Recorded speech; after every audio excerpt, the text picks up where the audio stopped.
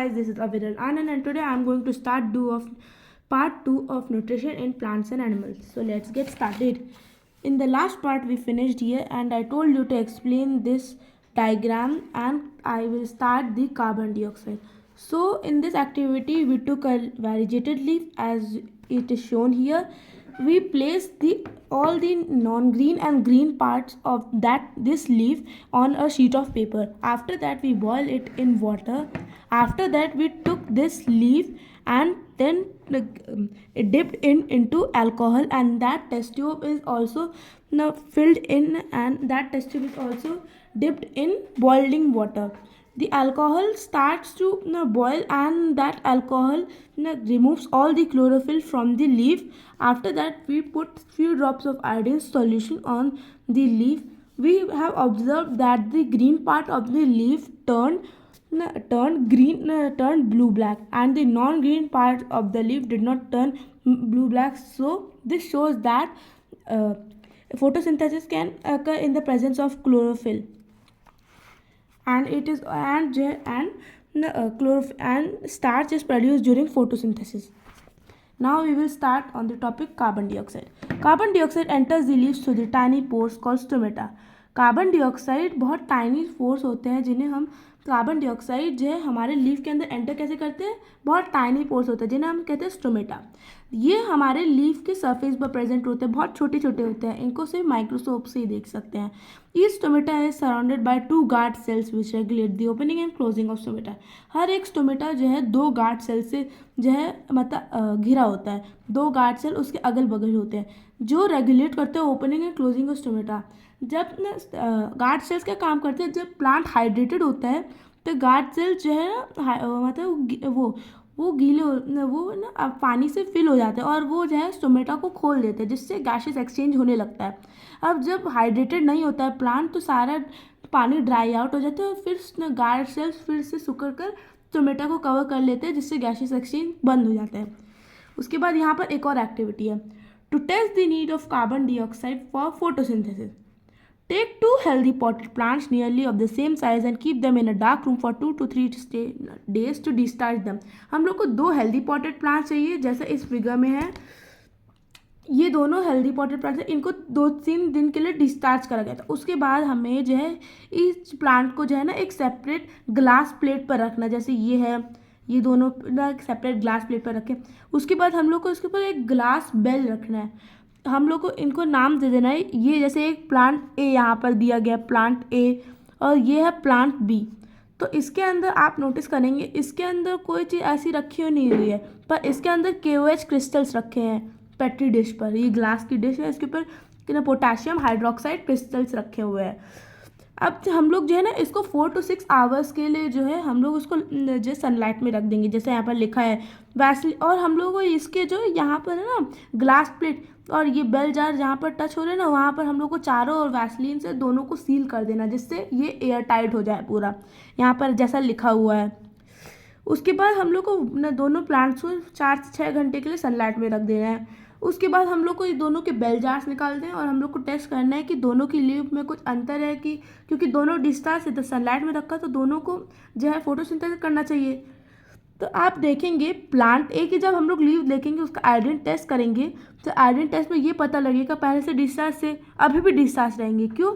ये जो KOH crystals यहाँ पर है ये जो है सारा CO2 एब्जॉर्ब कर लेते हैं. हमें पता है कि हम लोग को जो है प्लांट्स को जो है फोटोसिंथेसिस करने के लिए CO2 और water in the presence of sunlight and chlorophyll चाहिए होता है.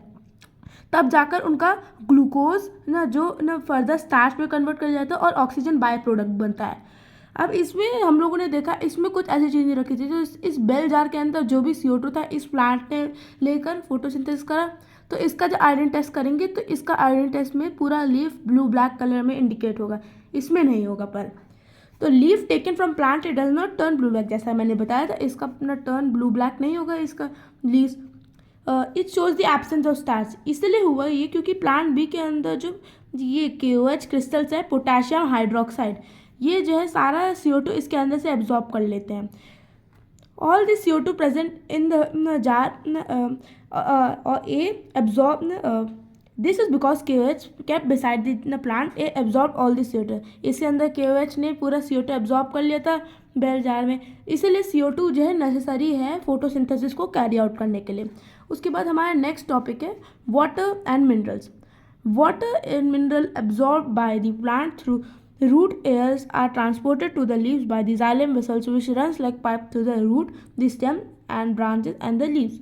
देखिए हर एक लिविंग ऑर्गेनिज्म में एक प्रॉपर वेस्कुलर सिस्टम होता है। अब वेस्कुलर सिस्टम आप पूछेंगे क्या होता है? वेस्कुलर सिस्टम एक सिस्टम होता है जिसके अंदर एक जो है ना, जैसे जाइलम एंड फाइलम जो है प्लांट्स के अंदर प्रेजेंट रहता है। जाइलम का काम होता है वाटर एंड मिनरल्स को रूट से प्लांट्स की लीव्स तक पहुंचाना, जिससे फोटोसिंथेसिस कैरी आउट होगा। हमें पता है फोटोसिंथेसिस के लिए CO2 वाटर जरूरी होता है। और फाइलम का काम है जो फूड है उसको पूरे प्लांट की तरफ डिस्ट्रीब्यूट करना। तो यही सिस्टम को हम लोग वेस्कुलर सिस्टम कहते हैं, जिससे जो है सारा फूड एंड ऑक्सीजन, ये जो प्लांट का जो फूड है वाटर मिनरल्स, इसको जो है ना पूरे प्लांट तक पहुंचाने के काम को ही वेस्कुलर सिस्टम कहते हैं। They form a continuous path और passage for the water and nutrients to reach the leaf. ये एक कंटिन्यूस पाथ और पैसेज बनाते हैं वाटर और न्यूट्रिएंट्स को लीव तक पहुंचाने के लिए। अब हमारा नेक्स्ट टॉपिक है sunlight. Solar radiation is the major source of energy for photosynthesis. Solar radiation एक मेजर सोर्स ऑफ एनर्जी है फोटोसिंथेसिस के लिए, क्योंकि जब सनलाइट पड़ती है लीव्स पर तो वही सोलर एनर्जी को लीव्स केमिकल एनर्जी में कन्वर्ट करके CO2 और वाटर से फोटोसिंथेसिस करते हैं।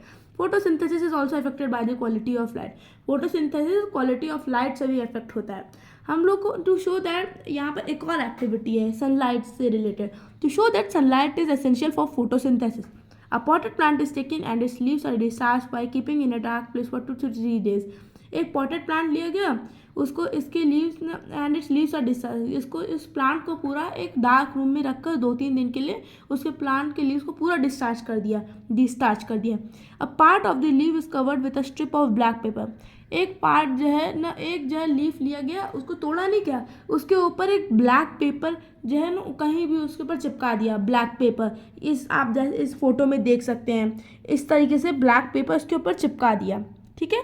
उसके बाद यहाँ पर one part of the leaf is covered with, ये हमने बता दिया, and using clip and then plant is placed in the sunlight in the beaker containing and फिर उसके बाद जो प्लांट है उसको सनलाइट में डाल दिया गया।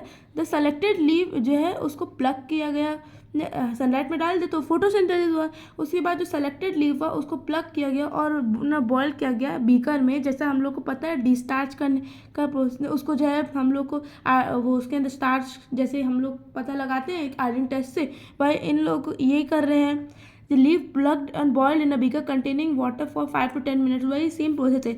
इसके बाद इसको वाटर से निकाला गया, बॉयल करा गया अल्कोहल में वाटर बाथ से। उसके बाद लीफ को वॉश करा गया वाटर में और एक ना few drops of iodine solution डाला। The exposed the part of the leaf which was not covered with black strip of paper turns blue black in the presence of iodine solution। जैसा मैंने बताया था, जो ब्लैक स्ट्रिप ऑफ पेपर है वो light को block कर रहा था ना, वो उस पार्ट जितने भी पार्ट ना लीफ के ये जो पार्ट था ना, ये पूरा पार्ट, इस पर सनलाइट नहीं पड़ रही थी पर इस पर सनलाइट पड़ रही थी, तो ये जो एरिया है ना ये पूरा ब्लू ब्लैक कन्वर्ट हो गया, जैसा आप देख सकते हैं। ये नहीं हो पाया क्योंकि इसके ऊपर सनलाइट पड़ी ही नहीं। ये जो है वो जो है जो cover part of the leaf जो है ब्लू ब्लैक में वो उसका कलर चेंज नहीं होता क्योंकि वहाँ पर फोटोसिंथेसिस हुआ नहीं। ये पता, इससे पता चलता है कि सनलाइट जो है बहुत एसेंशियल होता है फोटोसिंथेसिस के लिए। उसके बाद है olympiad bite. The range of photosynthetically active radiation lies between 400 to 700 nm।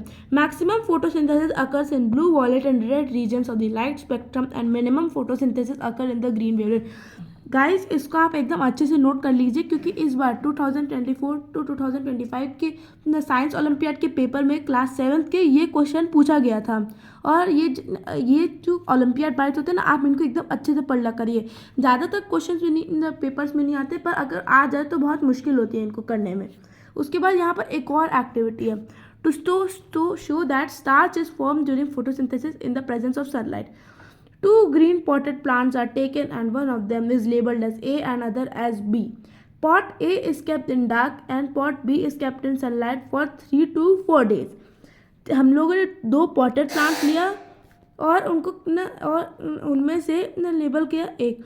तो गाइस अभी मैं इतना ही अभी के लिए इतना ही, बाद में मैं आपको ये पूरा जो है आपको ये एक्सप्लेन करूँगा और इसका जो ये एक्टिविटी है इसको मैं आपको एक्सप्लेन करूँगा। Bye, thank you.